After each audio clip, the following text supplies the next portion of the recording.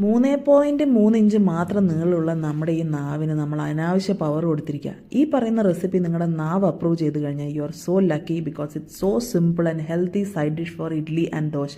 നമ്മുടെ സ്വന്തം തേങ്ങാ ചട്നി തന്നെ തേങ്ങ, കാഷ്യൂ, ഇഞ്ചി, ചെറിയുള്ളി, പച്ചമുളക്, കറിവേപ്പില ഇതൊക്കെ നല്ല കണ്ണുക്ക് മയ്യായിട്ട് അരയ്ക്കുക. ഉണ്ടാക്കിയാൽ പെട്ടെന്ന് തീർക്കണം, ഫ്രിഡ്ജിലൊന്നും വെക്കരുത്, അതിന് കൊല്ലുന്നതിന് തുല്യമാണ്. വഴക്കിടുന്നവളും മോഷ്ടിക്കുന്നവളും അന്യപുരുഷന് അനുകൂലവും സ്വന്തം ഭർത്താവിന് ദൂഷ്യവും ആദ്യം ഭക്ഷിക്കുന്നവളും അന്യഗ്രഹങ്ങളിൽ പോകുന്നവളുമായ ഭാര്യയെ 10 കുട്ടികളുണ്ടെങ്കിലും ഉപേക്ഷിക്കണം എന്നാണ് നീതിസാരത്തിൽ പറഞ്ഞിരിക്കുന്നത്. അങ്ങനത്തെ വാശിയൊന്നും ഇവിടെ വേണ്ടട്ടോ. ഉപ്പും മുളകൊക്കെ നേരെ നോക്കിക്കോളൂ. ഉപ്പും മുളകിനും കുറ്റം പറയുന്ന ആൾക്കാരെ ഒന്ന് ടേസ്റ്റ് ചെയ്യാൻ വിളിച്ചോളൂ. അവർ വന്നിട്ടില്ലെങ്കിൽ എനിക്കൊന്നും പറയാനില്ല. ഫസി ഹേ ഇസ്ലിയെ തോ ഫെൻറ്റാസ്റ്റിക് ഹേ.